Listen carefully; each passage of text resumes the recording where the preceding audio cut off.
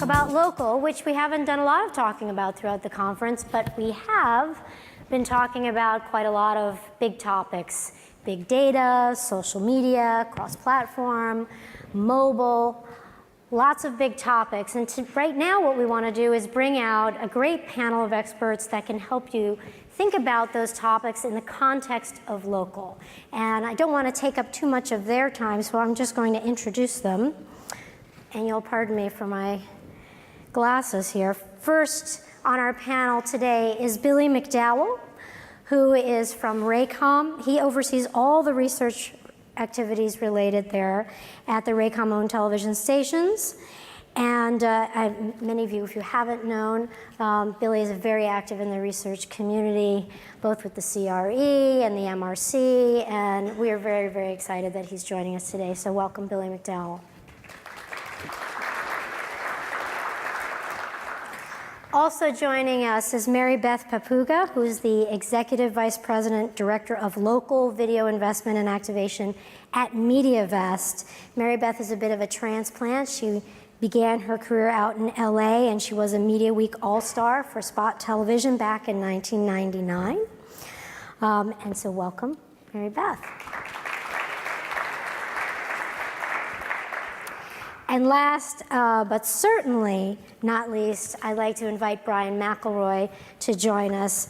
Brian is representing radio since he works with Katz, Katz Radio Group, and has been there since 2009. He's the Senior VP of Research there on the radio front and is a 20-year research veteran in our industry. So I think you'll agree we have a great panel of experts that really can help us get through all of the issues we have of the day. And I'm going to step over here in the empty seat and say thank you and welcome to the three of you. Thank you. So we've got 30 minutes on the clock to address all things local and all things measurement. And we've done a little bit of talking about this as we were getting ready to come out and speak with you this week.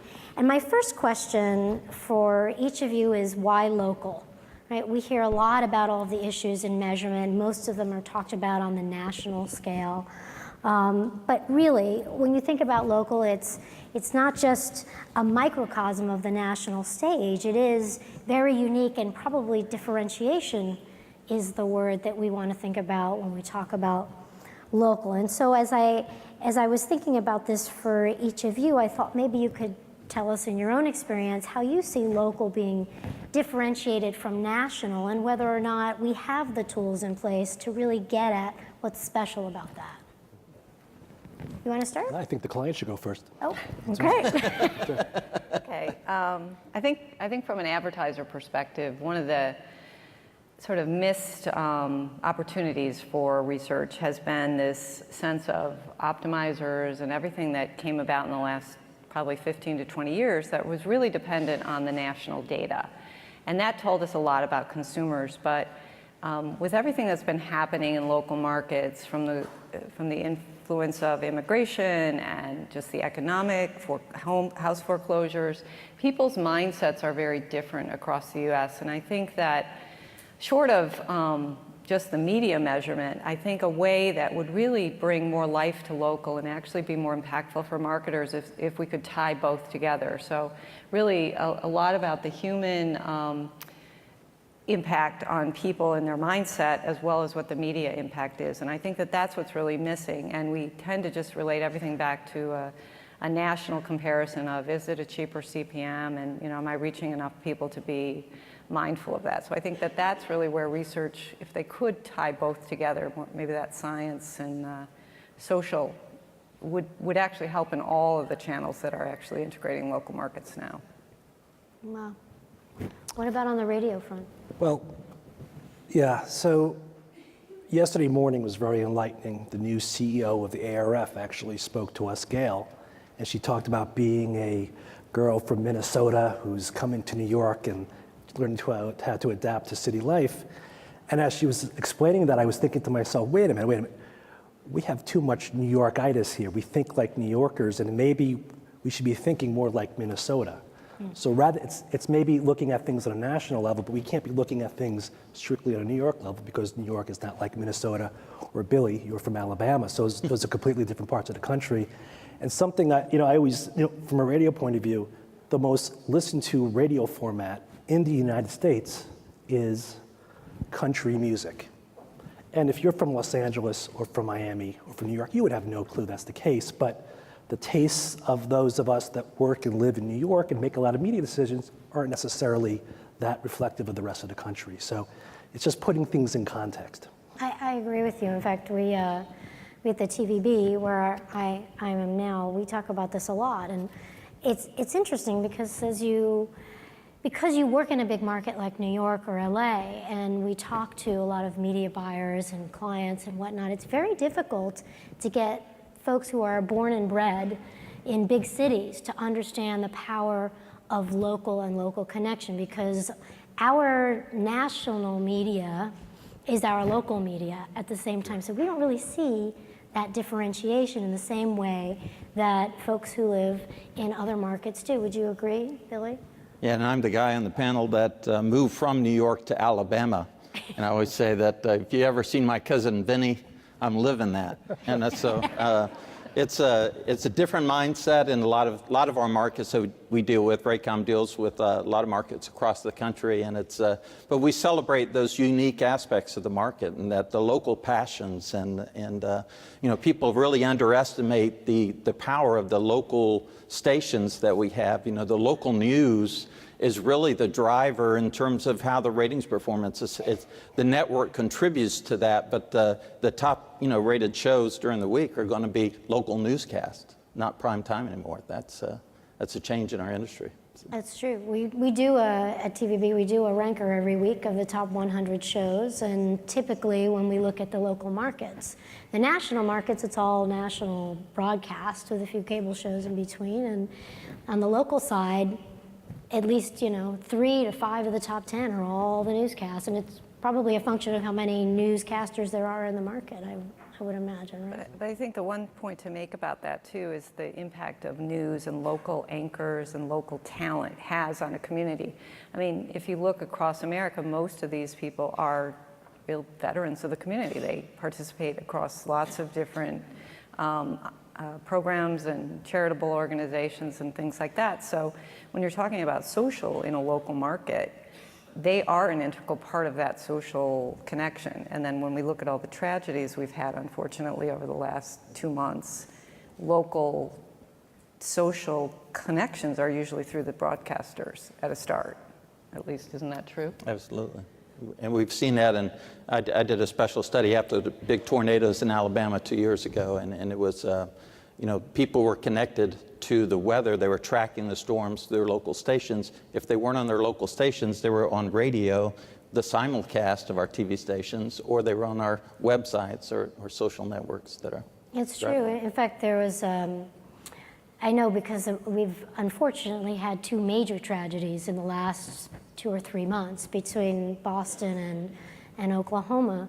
And in that process, as we've been looking at different data points, we've seen that we are talking about social and digital and whatnot in our panel, but we've seen that traffic to the television station websites and their social sites, the inbound traffic from outside the market is exponential. And I found it very interesting that people who don't live in Boston, who don't live in Oklahoma, found the local media and attached themselves to the digital streams of those local media.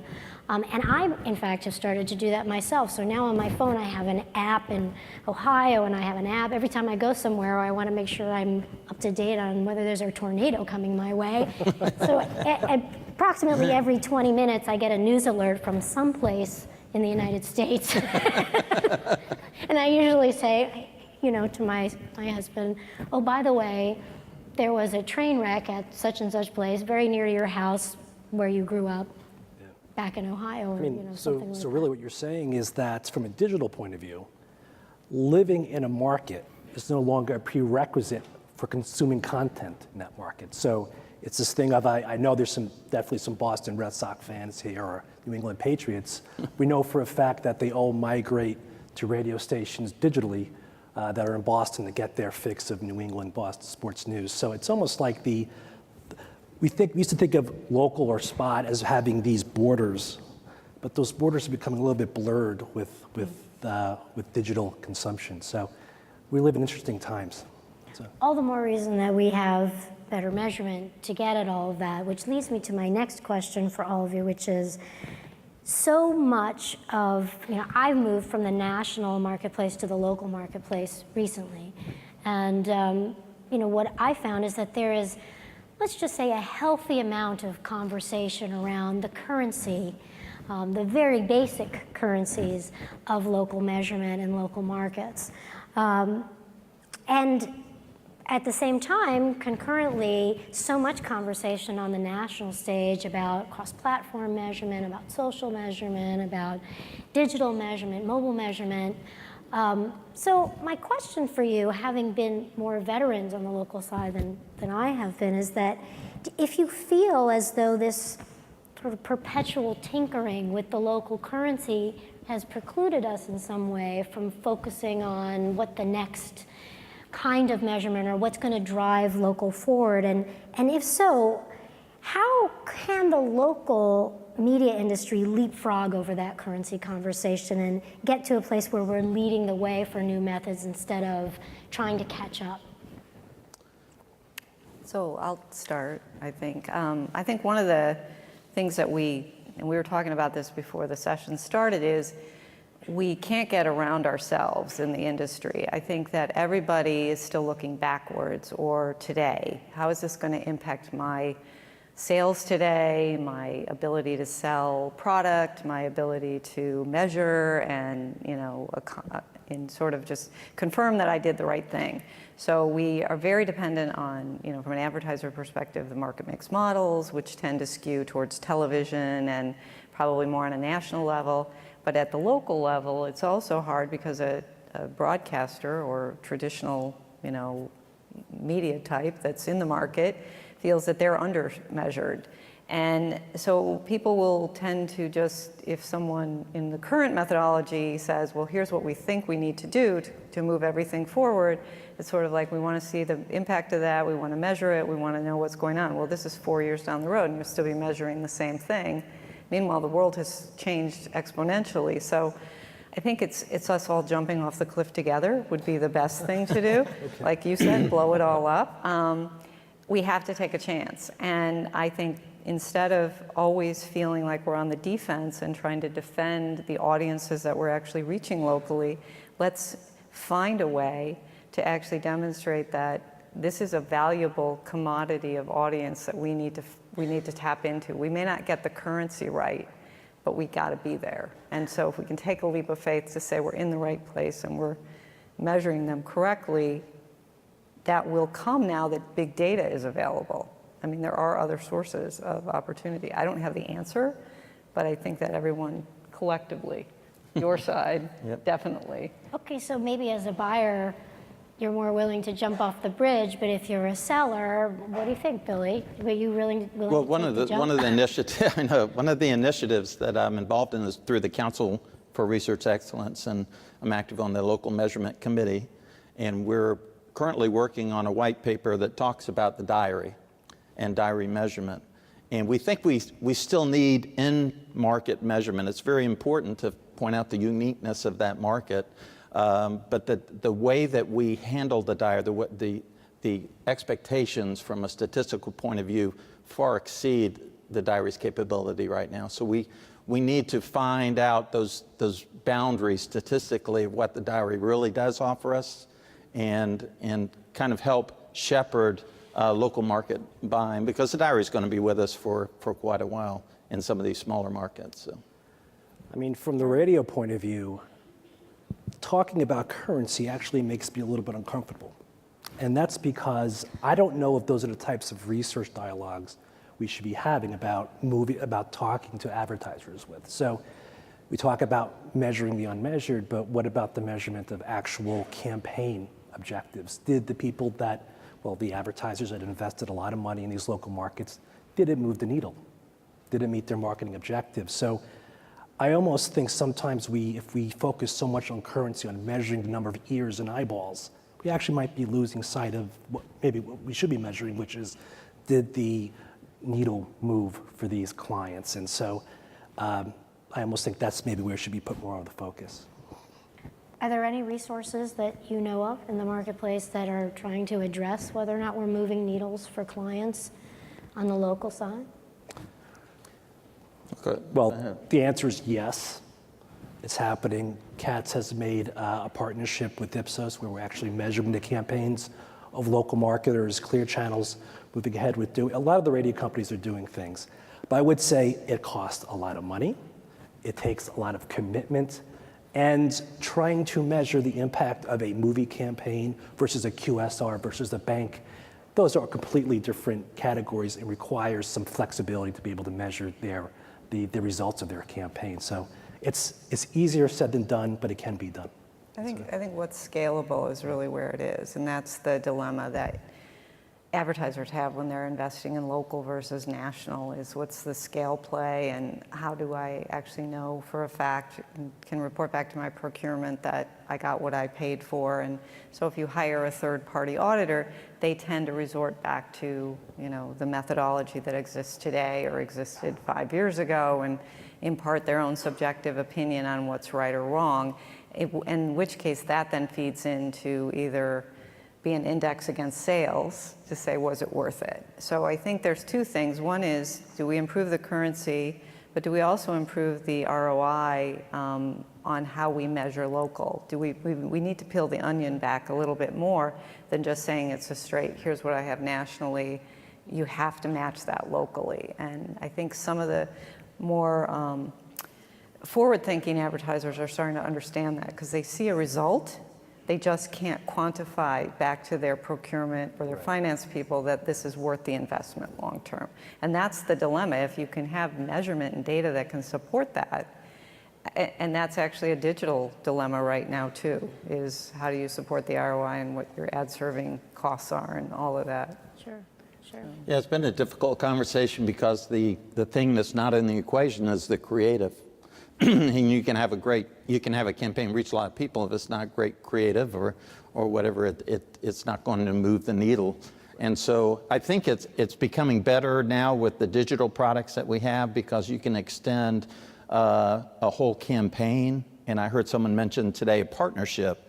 You know, so if we can get more in line with a partnership instead of just selling spot and work on our websites, working on social media, work on mobile, working on this, all the assets together and do a comprehensive campaign, then, you know, that we can see the effects of that much more readily. And that's what's missing is that additive, right? It's not an either or. It's not, I do national television, I do some digital overlays locally, and that's my local to national, you know, advancement. I think there's opportunities that we might be missing and we're not able to share the value of the station with the creative and how the content placement might actually be delivering differently locally because we're talking to the local tastes as well and the local cultures.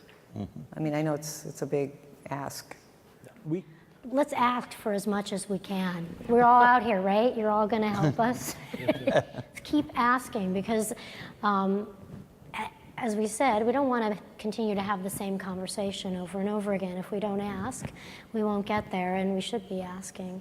And I'm glad that you brought up the creative, because we actually do have, gasp, some local creative that we want to share. And I want to ask the technical folks if they can cue that up for you and give you a little taste of what can be done in terms of tailoring things locally. And the reason why I bring that up is because we have this conversation about ethnic audiences all the time, right? In order to really talk to the Hispanic audience, you need to speak in their language, you need to understand what they care about. Why should it be any different when we talk about a local market versus a national audience? And so I'll ask my panelists and the audience to ponder that as we play some creative here for you now. Today, my journey to help save people money on car insurance brings me to San Francisco, where I can't wait to walk up and down the city's 48 hills, spreading my message of Geico's savings. There's only one problem with that plan. It works great going down the hills, but coming up, I can barely catch my breath. Much less talk about how much you could save by switching to Geico. Oh, stop that trolley, will you? For a free rate quote, visit geico.com to see how much you could save. Geico. 15 minutes could save you 15% or more on car insurance. Today, my journey to help save people money on car insurance brings me to New York, the city that never sleeps. Which is great, because Geico's here to help you 24/7, online or over the phone. It's sort of like the car insurance company that never sleeps. Although, don't try getting them to deliver you a pepperoni pizza at 4 a.m. That is where they draw the line. For a free rate quote, visit geico.com to see how much you could save. Geico. 15 minutes could save you 15% or more on car insurance. Today, my journey to help save people money on car insurance brings me to the Windy City, which is a bit scary considering I don't weigh much more than a leaf. It is pretty windy, but that's not going to stop me from helping people save money on car insurance. Actually, it would be nice if someone could stop me. I'm blowing down Michigan Avenue, and I seem to be gathering speed. To get a free rate quote, go to geico.com. Then buy online, over the phone, or at your local Geico office. Geico. 15 minutes could save you 15% or more on car insurance. Here's the vegetables. Oh,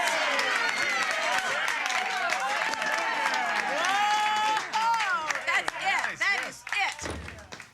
Here's...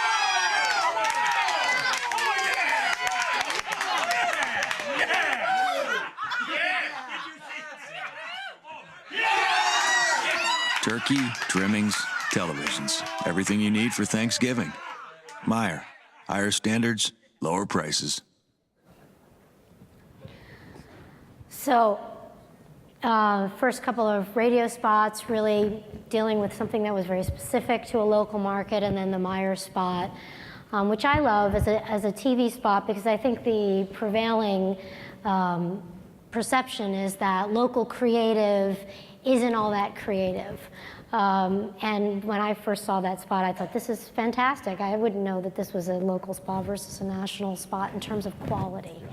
But the question remains, are there tools that exist that help us to differentiate and to be able to say, look, it makes a difference when we tailor messaging and market versus national? Test and learn, test and learn. I mean, we actually, Katz actually tested that Geico campaign, interviewed people in San Francisco, in Chicago, and in New York, and actually asked them what they thought about those ads. They thought they were witty, charming, and more importantly, they were relevant. And they appreciated the fact that a national advertiser was trying to speak to them, just talking about what makes their community unique. So, I almost think of it this way, is rather than thinking of local uniqueness as being an obstacle for creative folks, why can't it be used as inspiration for doing some really cool things? So anyway, it always makes me smile whenever I see an advertiser really try to speak to consumers or citizens directly in those markets.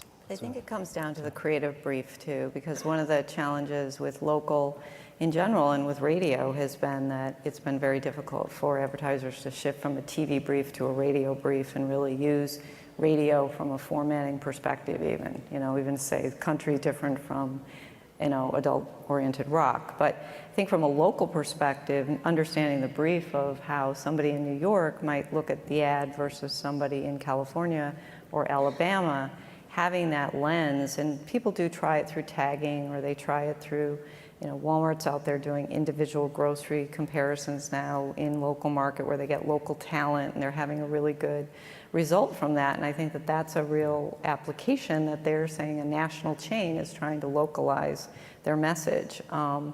Obviously the testing isn't necessarily as predictive because until you do the spot and you actually have a message that resonates with the consumer, I think you can test all you want, and it's really going to be the local tastes and the behaviors. And I think that's where research, there's an opportunity. I think that's the point, to bring in the local environment, and how does that overlay into what we're actually trying to do from a media perspective.